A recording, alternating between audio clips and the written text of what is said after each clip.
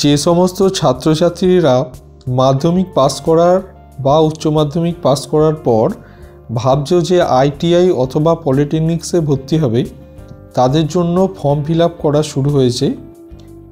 এই form fill up এই দুটি নির্দিষ্ট ওয়েবসাইট থেকে করা যাবে, scvtwb.in অথবা sctvsd.wb.gov.in।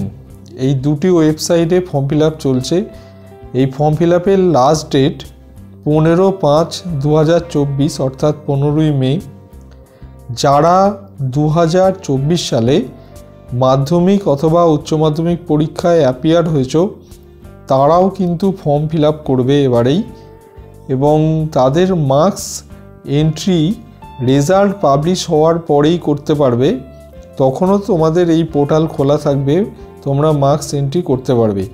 নিউ ক্যান্ডিডেট রেজিস্ট্রেশনে গিয়ে তোমাদের নাম, বাবার নাম, মায়ের নাম এবং ডেট অফ বার্থ, এছাড়া আধার কার্ডের যে নম্বর সেটি দিয়ে এবং ইমেল আইডি দিয়ে তোমাদের একটি রেজিস্ট্রেশন করতে হবে।